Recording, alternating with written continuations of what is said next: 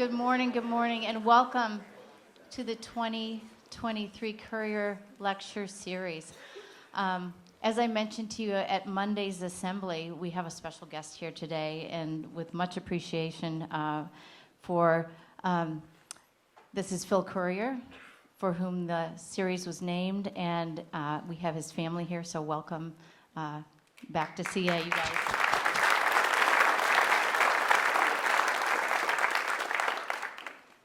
Established in 1997 in honor of one of our former U.S. Head of Schools, upper school head of schools, Phil Currier. The mission of this lecture series is to bring to Columbus Academy speakers whose life and experience exhibit self-challenge, provoke thought, and are agents of positive change.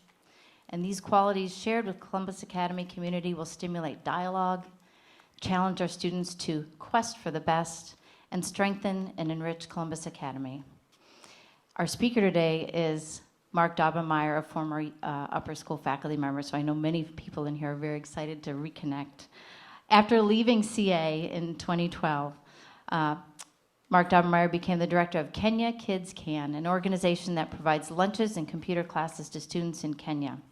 His work emphasizes the mission of the Currier Lecture Series, and we are excited to welcome him back to speak to all of you today. Please give him your warmest welcome and best attention. Mr. Daubenmier. Thank you. Well, it's great to be back at Academy. Thank you for that introduction. And since this is the Currier Lecture, I just need to share a few memories that I have of Mr. Currier. It was back in January of 1995. I had been in grad school for about 3.5 years now. I was at OSU in actually a PhD program in physics. And it turns out that I love physics, and I love doing research, but I only actually love doing it about 10 to 12 hours a day, and the program was needing more than that from me. So I ended up leaving, and a friend called me and said, hey, there's a teacher at this place called Academy. She just went on maternity leave. They need a long-term sub. So I applied, and Phil hired me. Mr. Currier hired me.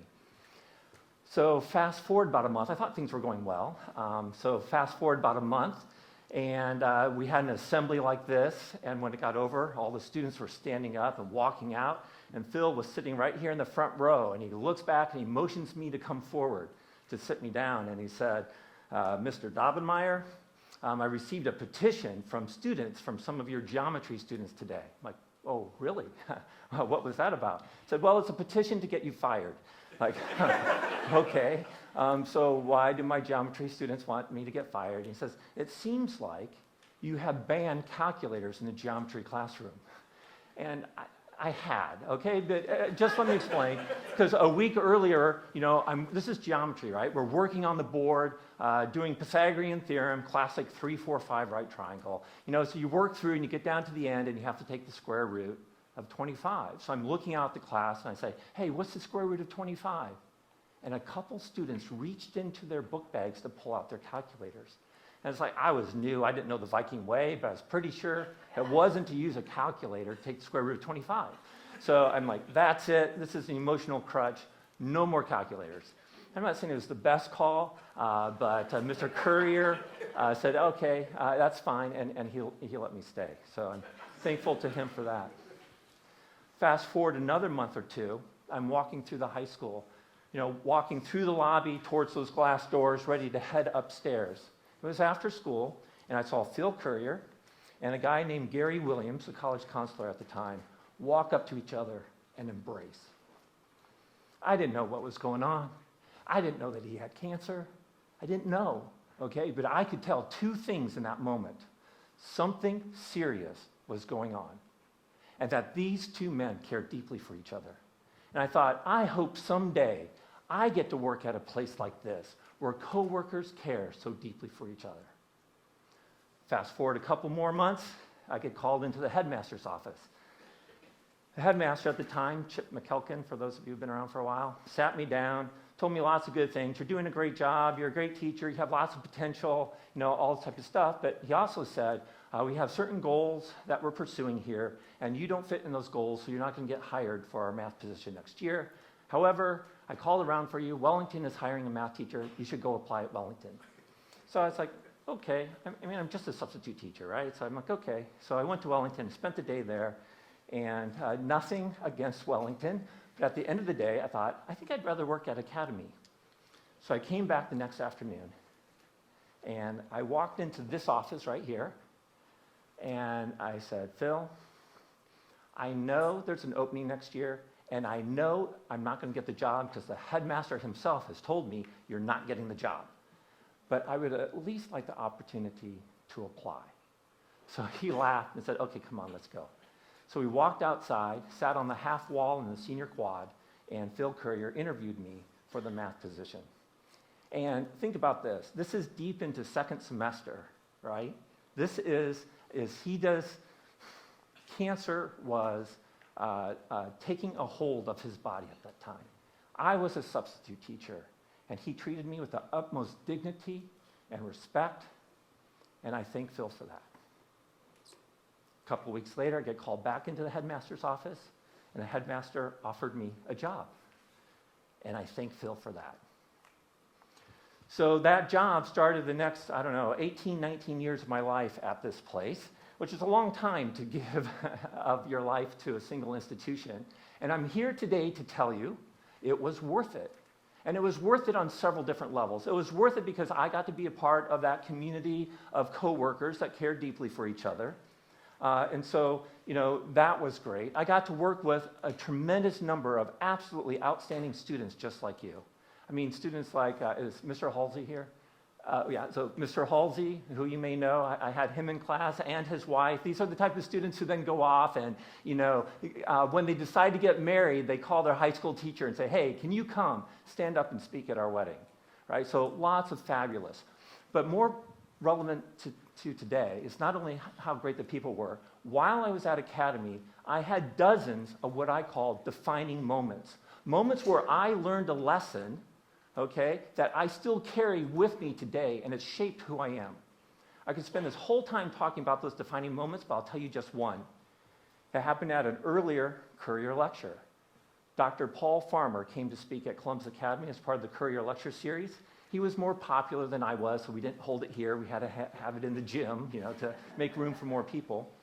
And you might not be aware of who Dr. Paul Farmer is. He became well known because he solved TB in Haiti. Haiti, the country of Haiti, had a TB problem, and he helped us solve that problem on a country scale. He had written a book, Mountains Beyond Mountains, and so he came to speak. And I still remember today something that he said at that Currier lecture. He said, if you want to do something good, go and do it. Go and do it. That's great. But if you want to do something big, and by big he means the size of countries, you have to find a way to do it through the current infrastructure. And now today I'm here to tell you about Kenya Kids Can, a project that I'm working with. And we are trying to do something big. And we're doing it through the current infrastructure, through local public Kenyan schools. So with that, I should just mention that when I left Academy 10 years ago, I actually didn't even know about Kenya Kids Can. I went to teach at a school called Rift Valley Academy, so I'm still there today.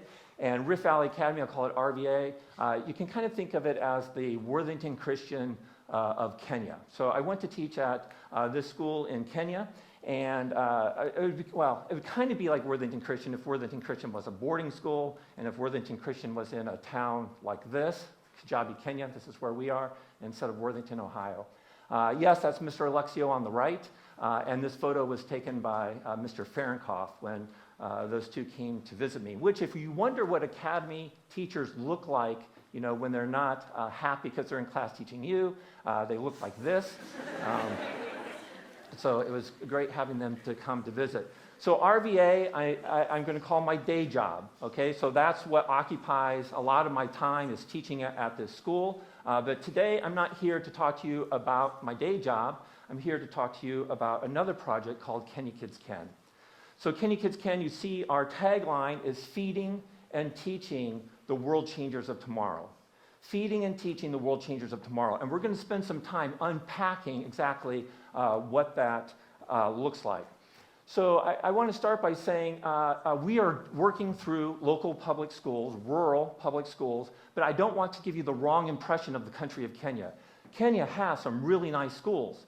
This is the Columbus Academy of Kenya. It's called International School of Kenya, and it's down in Nairobi. So there are private schools like Columbus Academy. There are other private schools. This is Brook House. They built their elementary school as a castle with a moat, okay? That's pretty cool. So there are schools like this in the country of Kenya.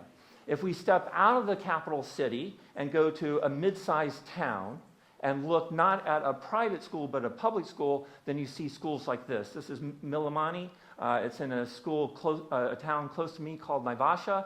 And you see, it's multiple stories, well-painted, well-kept, about 3,000 students, all of them in crisp uniforms, a very functional school, okay? We are not working in schools like this, okay? So we are currently working in 39 schools, a little over 21,000 students that are part of our program, which I'll tell you more about. So I can't show you all 39 schools, but I'll show you just kind of the range. Some of the better schools we work in look like this, okay? If they have power to a single room. They don't have running water, simple block structure, metal roof. This one has recently been renovated, so you see it's painted very nicely. And this is on the edge of Naivasha, where that town school is. We go out another little bit and we get to schools like this. This is called Munyu.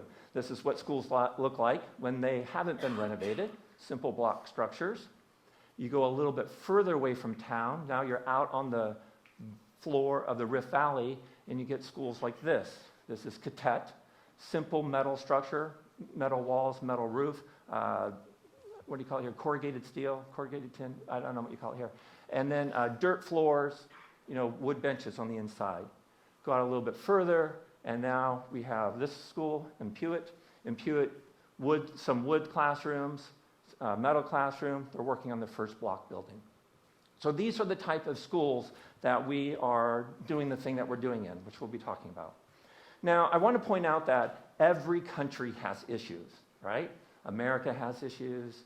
Kenya has issues. Every country has issues. So if I ask ChatGPT, say, hey, what are the key issues facing, this is what you guys do now, right? Yeah, I don't know. Hopefully that's okay to do. ChatGPT, what are the key issues facing Kenya? And it comes up with a list. Poverty, inequality. And by there, they're talking about, related to wealth, the rich versus the poor, corruption, unemployment, security, mostly thinking about terrorism that happens. We border Somalia. There's some difficult challenges there. Climate change. 3 weeks ago, I was standing in northern Kenya, fully arid community, right? Brutal drought, things I've never seen before in my life, okay? And so just thinking about that. So every country has challenges. And this is something that I know. Well, here first, let me just show you a picture. This is me on the left. I'm with two students that we're visiting. The woman in the photo is Lucy, our program manager for Kenya Kids Can, and we were out visiting these students in their homes. So the girl on the right, this is the homes that she grew up in. The home on the left, the kitchen is on the right. And so in this community, the women are responsible for building homes. So they stick sticks into the ground, and then to build, I say it's kind of maybe 10-foot by 15-foot home. And then once they do that, then they take manure and dirt and put it together into like a plaster and plaster the sides. It actually doesn't smell. I know it sounds like it does. And so they build these simple homes. And so you see many of the challenges that Kenya faces just in this photo, right? ChatGPT said poverty. I struggle with that word, but I think a lot of people would say poverty, unemployment. There's not a lot of jobs around here, right? Most of the people are living off the animals that they have, and you can see drought. Just everything being brown, trying to keep your animals alive. But there's something that I have learned, something that I know very deeply, and that is that I, Mark Daubenmier, am not going to solve any of the issues facing Kenya. And there's lots of reasons why I say this, but I'll give you a primary reason.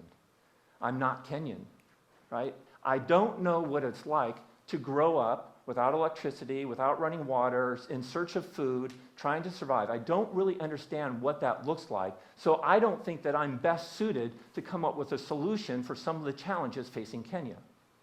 And so my money is on these kids. right? The current school children, and I know I'm a teacher, I'm just going to sound like, fanatic about education, but I do think education is key, right? If we can get a better education to these children, right, so that they learn more, and when they learn more, they become better problem solvers, and when they become better problem solvers, they can grow up to solve the issues facing their community, their nation, and I would say even to be a player on the international stage. That's our goal. But to get them to receive a better education, the children in rural Kenya, there's lots of challenges. So this is what UNICEF says about education in Kenya. They say in pastoral communities, these are the type of communities that we're talking about here, high dropout rates reflect a perceived lack of value of schooling, long distances to schools, and high rates of child marriage. So we see all of this in the schools that we're in. We see high dropout rates. And by high dropout rates, it means when we go into a school and take them on as a part of our lunch program, which we'll talk about in a minute, like often in first grade, there'll be like 40, 50 kids, right? In 8th grade, there will be, a dozen, maybe 18. Like, where did the kids go? Many of the boys went off to tend herds, and many of the girls have been married, right? And so, and I know UNICEF here, I think this is accurate, but when they say a perceived lack of schooling, of the value of schooling, that they don't value education enough, I think that's true. But you have to think about the choices that some of these families are making, right? If you don't know that you have enough food for your family, then it's hard to send your kids off to school because you might need them to help you get along, help you to get enough food for your family. Education is long-term thinking. You guys have been in school 9 to 12 years. You got another 4 years in college, maybe some years after that in grad school. Education is long-term thinking. It's hard to think long-term when you don't know what's going to be happening in the short term. But food in schools can change that. We should just pause for a moment. It's suddenly feeling a little heavy in the room, right? It can be jarring. How many people have a test today? Yet today you have a test. Yeah. Oh, what? Okay, no. Who doesn't have a test? Okay, the lucky ones. Okay. So in the midst of all that's going on, hey, you have a test today. How many people have homework due today that you don't raise your hand on this one, that you haven't done yet? Right? You don't raise your hand on that. Okay. So it can be a bit jarring, but in some sense, I think that's some of the point of the Currier lecture. We're busy in our lives. We've got a lot going on, and occasionally a message comes from outside, and it provokes thought, right? Where we have to consider, we have to think about, like, what's going on in the world around us. So I know it's jarring. It just is. So we recognize that. So we step into this environment with these schools that are struggling, these rural schools that are struggling, and we simply just wrap our arms around the schools. Actually, we wrap our arms this way around the schools. We help meet a low-level need of food, of school lunches, okay? And we help to meet a high-level need of a computer education. Now, food is incredibly powerful in a school. Because once food comes to a school, it's amazing the changes that happen. When we step into a remote school and take them on as a part of our school lunch program, over the course of the next 12 months, the size of that school normally doubles. Because the calculus has changed for families. They're like, I don't know if I have enough food to feed my kids. I need to keep them with me there's food in school. Okay, guys, go to school today. Right? So it draws kids to school. It keeps them in school. As the Kenyan teachers say, it gives them energy to take their lessons. They learn more. We look at the performance of schools that don't have food to the performance of schools that do have food, and they do better on their national 8th grade exams because they have food, right? Never underestimate the importance of food in the life of a child. Never underestimate the importance of food in the life of a child. It makes a difference. So we have our school lunch program. It's a real partnership. I'll be talking about that more in a minute. And then we have computer centers. Back when the project started, all our computer centers were solar powered because none of the schools had power. Now we're gradually converting them over to power as schools get power. But I remember a few years ago, we were opening up a computer lab. And so first of all, all the community leaders have to come and go through the lab first. And so I was standing outside with the kids who were just waiting for their chance to go into the lab. And I was talking to a 7th grade girl, and I said, "What do you know about computers?" And she said, "We have heard of them, but we have never seen one." And so what we don't know is, how will these children grow up to be the future leaders in their community, in their nation, in the world, if they've never actually had their hands on computers? They know computers are important, but they just feel like they're for other kids, not them. And so we do computer lessons. So in this picture here, the kid on the right here, we'll call him Nathan. He's an incredible kid. He's in 6th grade, okay, and his peers call him the president. So he's at a school called Kamuyu. He's just a natural leader. But I will say that primary school in Kenya is virtually free. The government pays for teachers and things like that. But there's other miscellaneous costs. So for him to go to school, it costs $9 a year, and his family doesn't have $9. And so what he does, because he doesn't want to get sent home, is on weekends he goes into the local markets, does some odd jobs for various shopkeepers, and they give him a few coins. And on Mondays, he shows up and he gives the coins to the head teacher to make a payment on his account. So I got a little video. I follow him around for an hour and a half. I wish I could show you all hour and a half, but I can't. So to show you just a couple minutes of him introducing the school. I put a mic on him and say, "Hey, tell people in America about your school." Just point out, he is in 6th grade. English is his 3rd language, so we added subtitles because it can be maybe he's pretty easy to understand, actually. This is Kamoyo Primary School. This is the gate. This is my class. This is grade 6. Dance.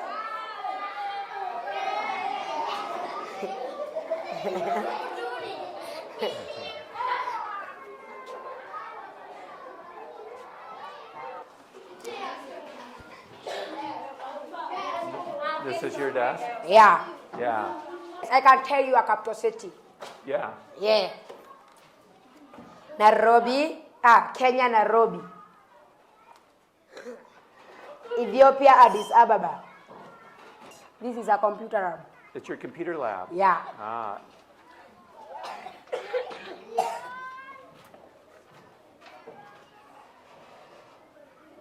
All right. And so how many times a week do you come to the computer lab? We come 3 times in a week. 6.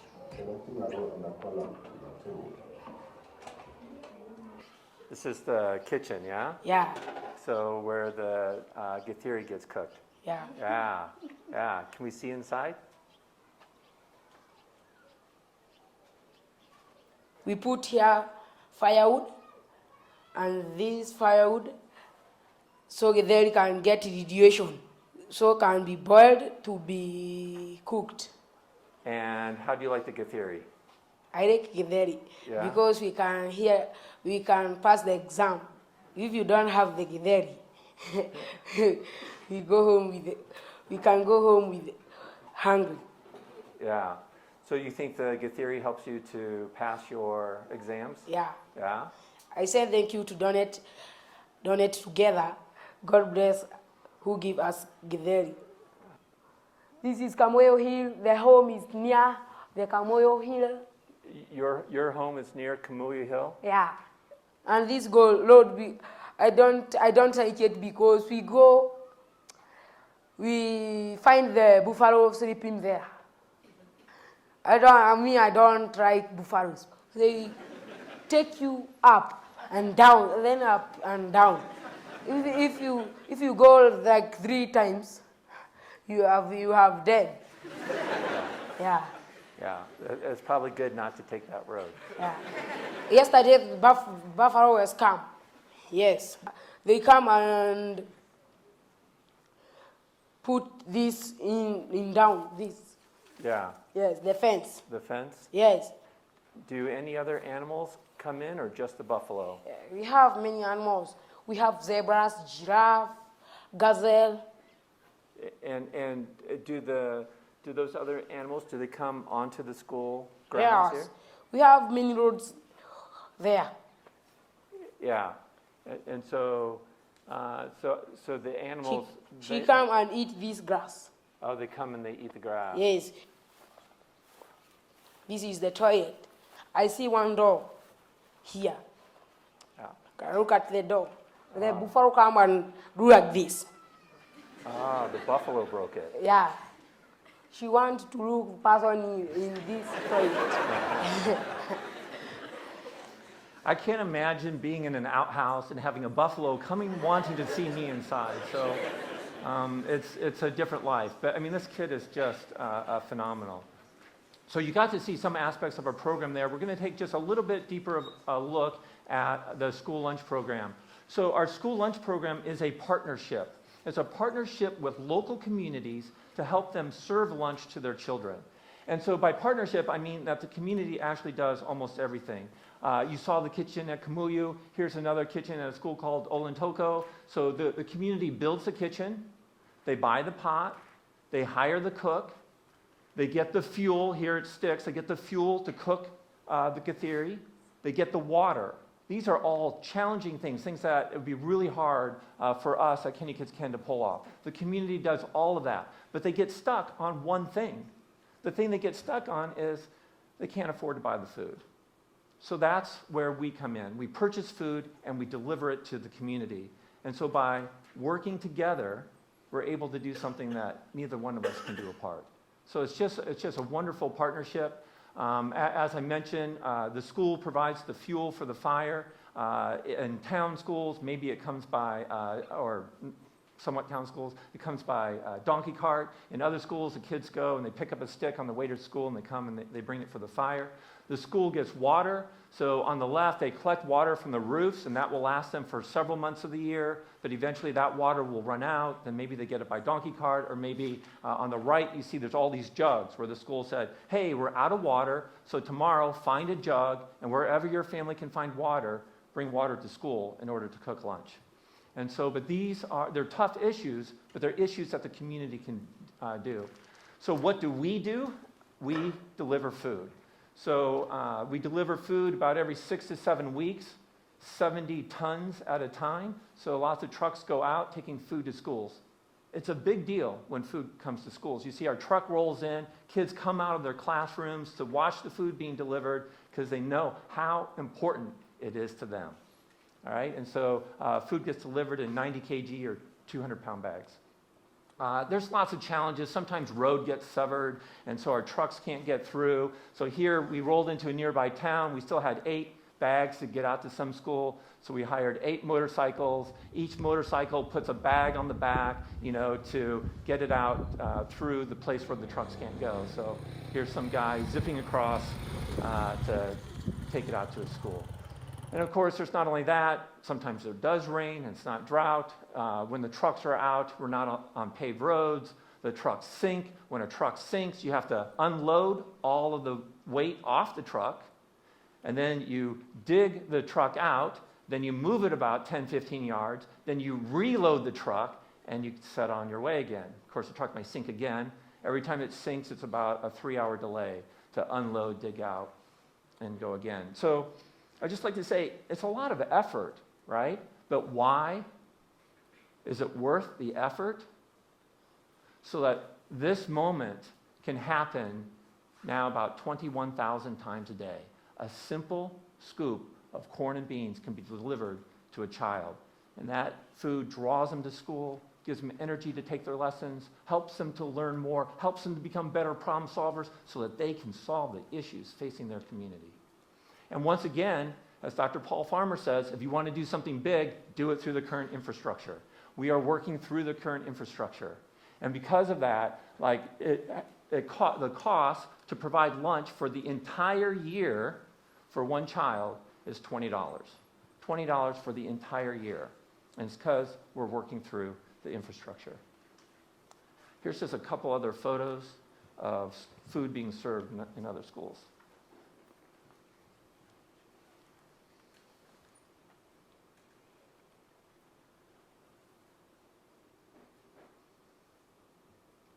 There are no cafeterias, so the kids eat outside.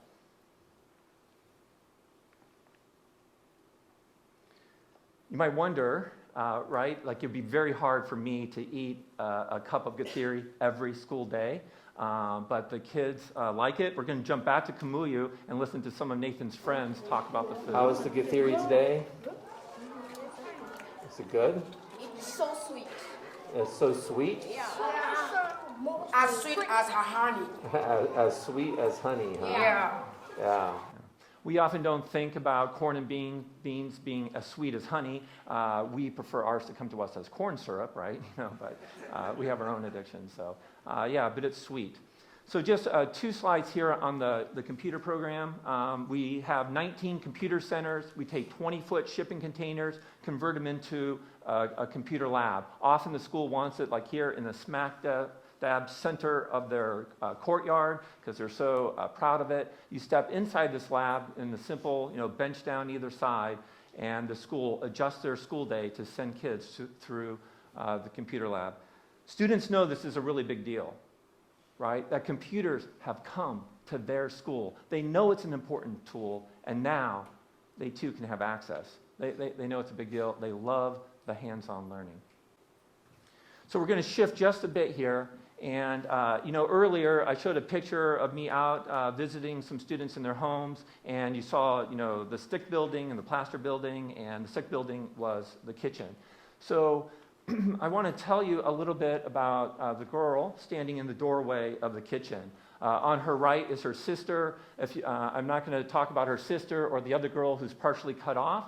You can go to KenyaKidsCan.org, click on stories, and read the stories about those 2 girls that we have there. But I'm going to tell you about this sister. We'll call her Danielle. Danielle went to a school called Oedi, and she was in 1st grade when the feeding program came to her school. So for 8 years, she's been eating Gatheri every day. When I was at her home here, she had just graduated from 8th grade, and she scored well on her 8th grade exams. And so there are local high schools, and then there's a step up, which is a county level high school.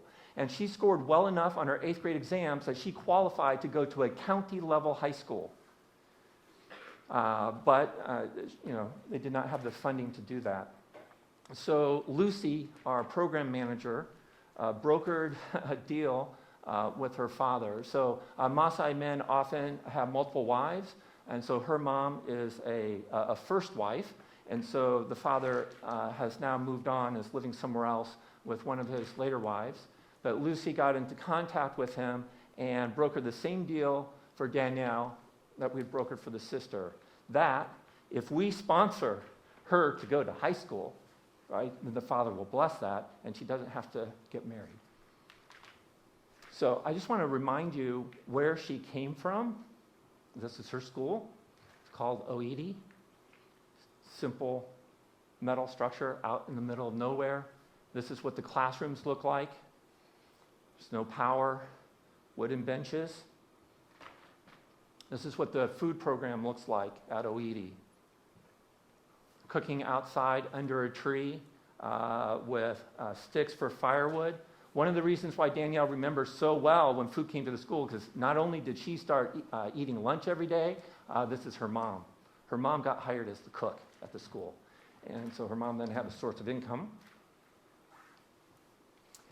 And this may seem too surreal. You're like, oh, are you just pulling our leg, Mr. Daubenmier? Can we really trust you? No, you can't. But look at this. Mr. Fahrenkopf took this picture. This is Mr. Alexio. They came and they stood on the ground at Oedi. Here we're talking with head teacher David. So you can ask them afterwards, do you remember Oedi, right? Was it really like that? And they can tell you whatever they tell you. I wish I had a picture of Danielle when she was in 1st grade. But I don't have that picture. Instead, I went back and I looked through my files, and instead I have this photo of kindergartners. So this was the year that we took on the school of Oedi. Danielle is not in this picture because she's in 1st grade, and these are kindergartners. Now, what happens is if someone, when I took this photo, I mean, this photo's been part of my life for like 9 years now, and if someone were to challenge me and say, Mr. Daubenmier, you talk about feeding and teaching the world changers of tomorrow. Which one of these kids is going to be a world changer?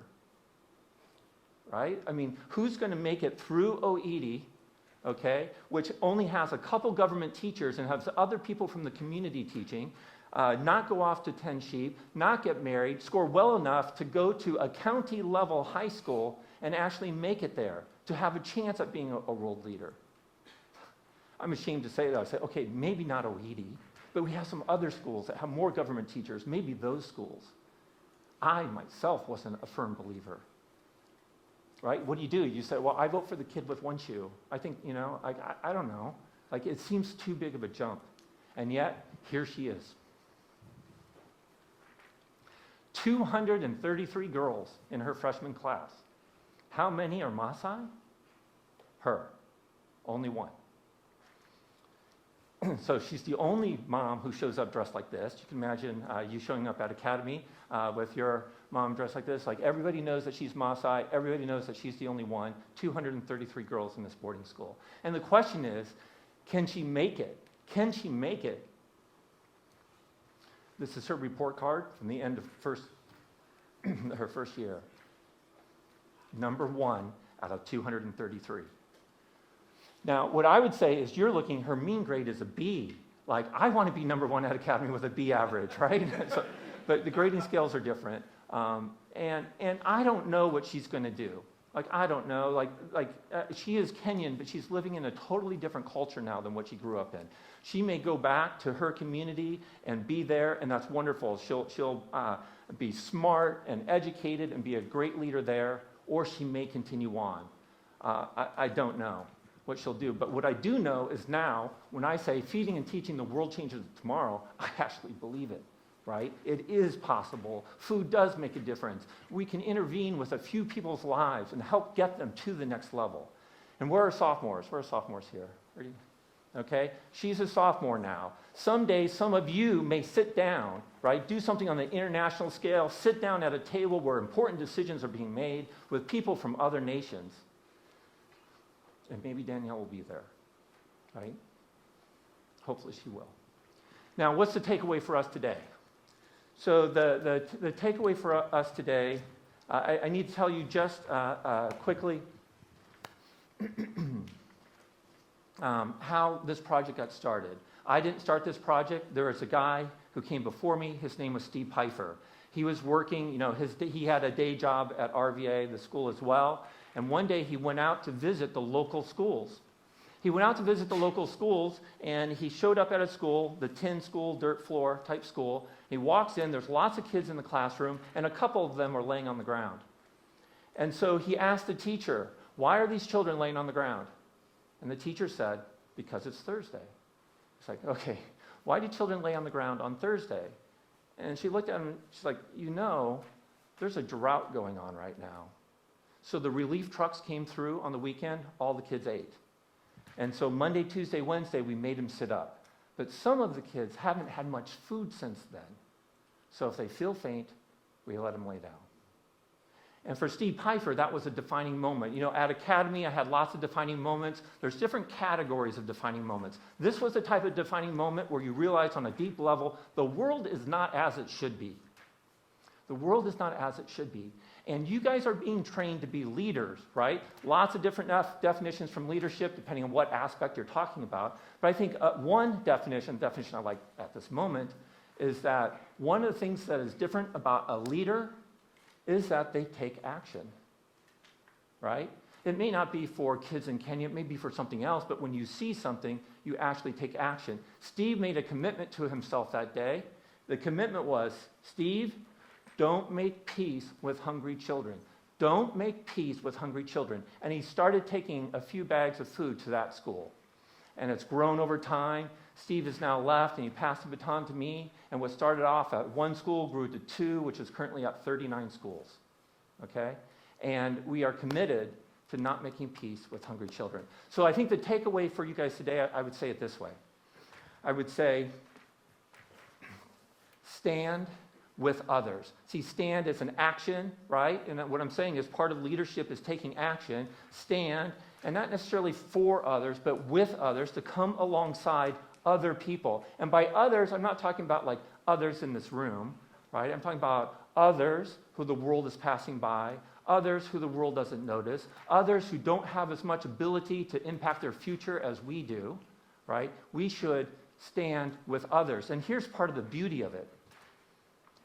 You don't have to quit your day job, right? You can stand with others, and what the dreams that you have, what you want to major in, what you want to do, the colleges you want to go to, that's great. Go and do that, right? But along the way, stand with others. We're going to transition now and have an opportunity to ask a few questions. So I'll just kind of stall for a minute or two to give you, a chance to think about a question if you might have it. I am a teacher, so I am okay with awkward silences. We can just sit here awkwardly, that's okay. But if you have a question, feel free to ask. I'm Akshij, a junior.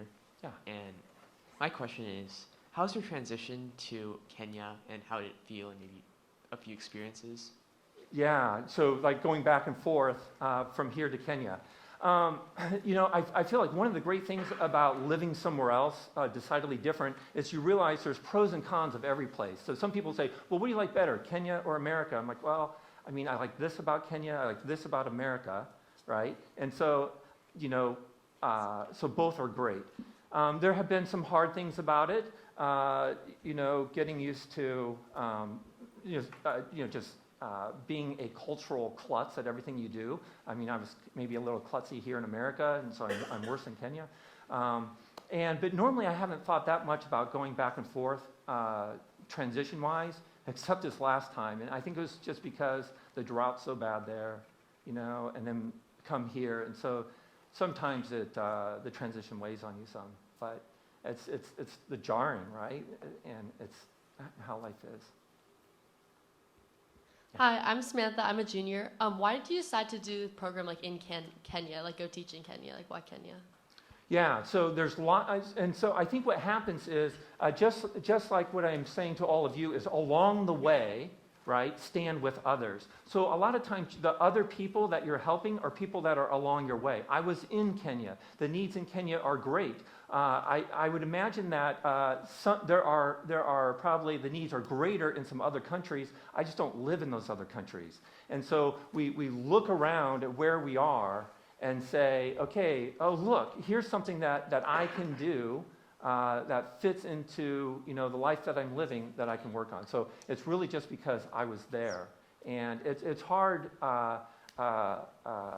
when you're living with people who are struggling, right? It's hard not to help those people. Yes? Do you guys make your own curriculum for computer stuff, or do the schools do that themselves? Yeah, so we actually provide the computer teacher and we provide the curriculum. We actually had someone from the U.S. who was a trainer come out who wrote the curriculum originally, and we've been tweaking along the way. But we're providing the curriculum. And the curriculum is primarily, we're starting from the basics, what you guys probably did in, first, second, third grade. What is a computer? Word processing, how to save files, PowerPoint. It's kind of that, although we're shifting away from Microsoft at, Linux, Office Libre type stuff, but basically word processing, presentation, basic skills like that.